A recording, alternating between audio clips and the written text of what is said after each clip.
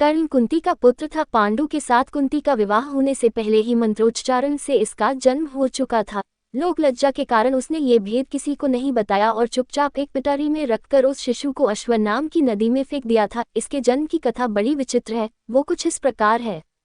राजा कुंतीभोज ने कुंती को पाल पोस कर बड़ा किया था। राजा के यहाँ एक बार महर्षि दुर्वासा आए, कुंती से उनका बड़ा सत्कार किया और जब तक वे ठहरे उन्हीं की सेवा शुश्रूषा में रही। इसकी इस श्रद्धा भक्ति से प्रसन्न होकर महर्षि ने उसे वार दिया कि वह जिस देवता को मंत्र पढ़कर बुलाएगी वही आ जाएगा और उसको संतान भी प्रदान करेगा। कुंती ने नादानी के कारण महर्षि के वरदान की परीक्षा लेने के लिए सूर्य नारायण का आवाहन किया। बस उसी क्षण सूर्यदेव वहां आ गए। उन्हीं के आशीर्वाद से कुंती के गर्भ से कर्ण का जन्म हुआ। जब पिटारी में रखकर इस शिशु को उसने फेंक दिया तो वह पिटारी बहती हुई आगे पहुंची। वहां अधीर्त ने कौतूहलवश उसे उठा लिया और खोलकर देख तो उसमें एक जीवित शिशु देखकर वह आश्चर्य करने लगा। अधीर्त उस शिशु की निरीह अवस्था पर करुणा करके उसे अपने घर ले आया और उसका पालन पोषण करने लगा। उसने उसे अपनी संतान समझा। बालक के शरीर पर कवच कुंडल देखकर उसको और भी अधिक आश्चर्य हुआ और तभी उसे लगा कि वह बालक कोई होनहार राजकुमार है। उसने उसका नाम वसुसेन रखा।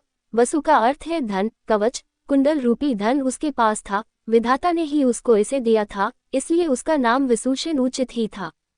वसुसेन जब कुछ बड़ा हुआ तो उसने शास्त्रों का अध्ययन करना आरंभ कर दिया। वह सूर्य का उपासक था। सुबह से लेकर शाम तक वह सूर्य की उपासना ही किया करता था। दानी भी बहुत बड़ा था। उपासना के समय कोई भी आकर उससे जो कुछ भी मांगता वह बिना हिचकिचाए उसको दे देता था। अमूल्य से अमूल्य वस्तु से उसको मोह नहीं था। उसका गौरव तो दानवीर कहलाने में था और अपने कृत्यों से उसने वास्तव में ये सिद्ध भी कर दिया कि वह दानवीर था। उसके समान दानी कौरवों और पांडवों में और कोई नहीं था। उसका परिचय तो हमें उस समय मिलता है जब इंद्र ब्राह्मण का वेश धारण करके उसके पास उसकी अमूल्य निधि कवच कुंडल मांगने गया था। उस समय कर्ण ने देवराज का स्वागत किया था और सहर्ष अपने कवच कुंडल उतारकर दे दिए थे। दान करते समय अपने हित या हित विचार वह नहीं करता था। यद्यपि सूर्य भगवान पहले उसे मना कर चुके थे कि वह इन कवच कुंडलों को किसी को भी न दे, लेकिन दानवीर कर्ण किसी याचक को निराश करके वापस लौटाना तो जानता ही नहीं था। कर्ण के इस साहस के कारण ही उसका नाम वैकर्तन पड़ा था। यदि इस कवच कुंडलों को वह नहीं देता तो कोई भी योद्धा उसे युद्ध में हरा नहीं सकता था।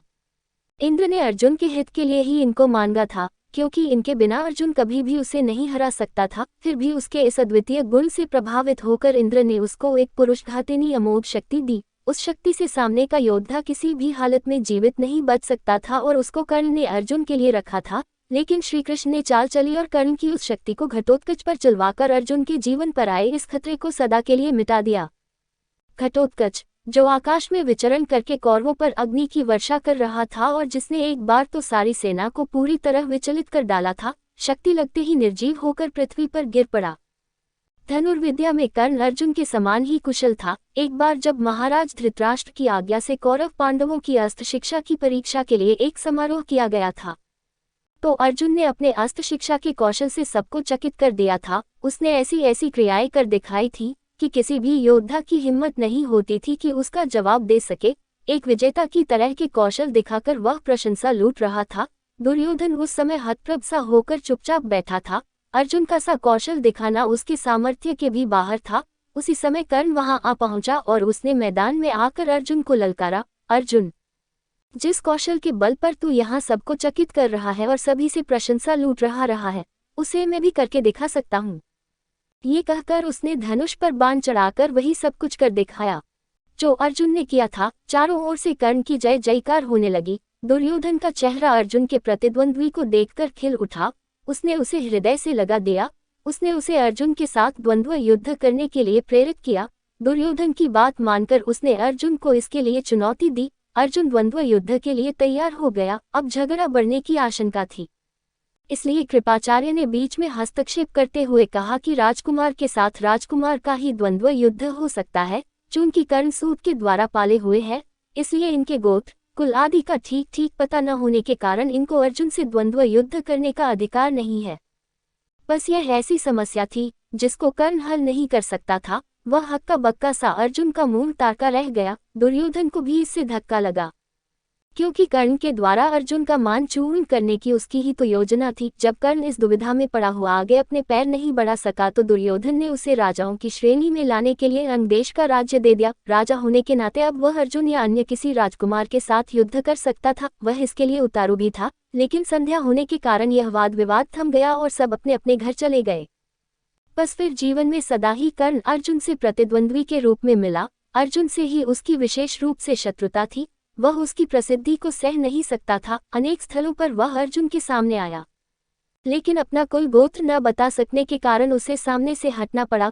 वह सूत पुत्र कहलाता था, क्योंकि सूत ने ही उसको पाला था। इसी कारण द्रौपदी के स्वयंवर में भी घूमती मछली की आंख बेधने की सामर्थ्य रखते हुए भी उसको अवसर नहीं दिया गया। स्वयं द्रौपदी ने ही सूत पुत्र कहकर उसका अपमान किया था और उसकी पत्नी बनने से इनकार कर दिया था।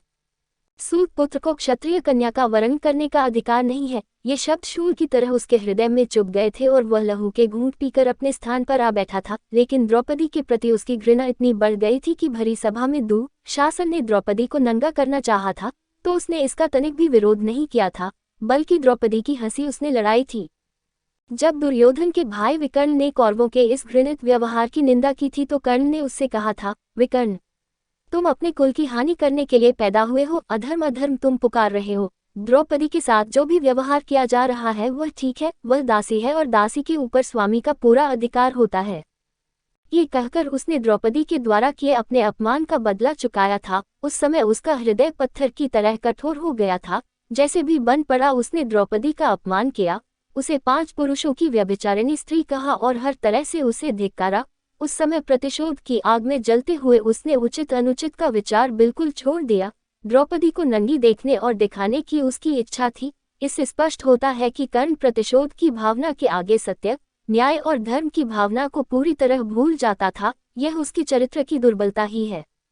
कर्ण स्वभाव से कुटिल भी था। वह दुर्योधन को इसी प्रकार कुचक रचने की सलाह दिया करता था जैसी शकुनी देता था। जिस समय जुए में हारकर पांडव वनवास के लिए चले गए और द्वैत वन में वे अपना समय काट रहे थे, उस समय कर्ण और शकुनी की बातों में आकर ही दुर्योधन अपने परिवार के साथ पांडवों को चिढ़ाने के लिए पहुंचा था। लेकिन यहाँ चित्रसेन नामक गंधर्व से इनका सामना हो गया। भीषण युद्ध हुआ। गंधर्व राजा ने अपने पराक्रम से सबको परास्त कर दिया और परिवार सहित सभी को उसने बंदी बना लिया। कर्ण तो अपने प्राण लेकर युद्धस्थल से भाग ही गया था। फिर युधिष्ठिर के कहने और अर्जुन के भी प्रयास करने पर चित्रसेन ने दुर्योधन आदि को मुक्त कर दिया। कर्ण अहंकारी भी बहुत था। उसे अपने पराक्रम पर बड़ा घमंड था और बार बार दुर्योधन को प्रसन्न करने के लिए वह कहा करता था कि वह एक क्षण में ही अर्जुन को मार गिराएगा। इसके लिए भगवान परशुराम द्वारा सिखाए हुए अपने अस्त्र कौशल की दुहाई देता था। यहाँ तक कि भीष्म पितामह, गुरु द्रोणाचार्य आदि के सामने भी वह अपनी शेखी बघारने से बाज नहीं आता था। एक दिन पितामह से न रहा गया। उन्होंने इसे फटकारते हुए कहा, दुरभिमानी कर्ण, व्यर्थ की बात क्यों किया करता है। खांडवदाह के समय श्री कृष्ण और अर्जुन ने जो वीरता प्रकट की थी उसको याद करके तुझे लज्जित होना चाहिए। क्या तू श्री कृष्ण को साधारण व्यक्ति समझता है? वे अपने चक्र से तेरी उस अमोघ शक्ति को खंड खंड कर देंगे। व्यर्थ दम करना एक सच्चे वीर का गुण नहीं है। पितामह की यह बात सुनकर कर्ण क्रुद्ध हो उठा और उसने झल्लाकर अपने शस्त्र फेंक दिए और कहा, पितामह ने सभी के सामने मुझे लज्जित किया है। अब तो इनकी मृत्यु हो जाने पर ही मैं अपना पराक्रम दिखाऊंगा। इसी दुराग्रह के कारण जब तक भीष्म पितामह जीवित रहकर युद्ध करते रहे, कर्ण ने युद्ध में हाथ नहीं बटाया। जब उसने सुन लिया कि वे धराशायी हो चुके हैं, उस क्षण प्रसन्न होकर वह दुर्योधन के पक्ष में आकर शत्रु से युद्ध करने लगा।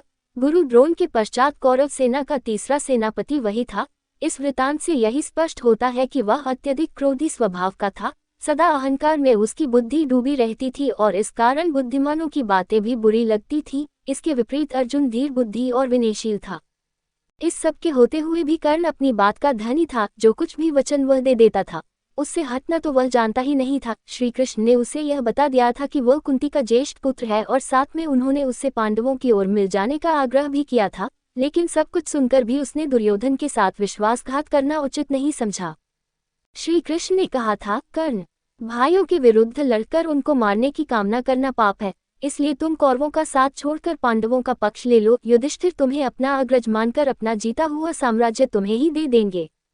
कृष्ण की यह प्रलोभन भरी बातें सुनकर भी कर्ण अपने वचन पर दृढ़ रहा और कहने लगा, श्री कृष्ण, दुर्योधन के साथ विश्वासघात करना सबसे बड़ा पाप है। यदि मैं उसकी मित्रता को तोड़कर पांडवों की ओर मिल जाऊंगा तो सब यही कहेंगे कि कर्ण अर्जुन से डरकर उनकी ओर मिल गया है। फिर मैं ऐसा क्या करूं?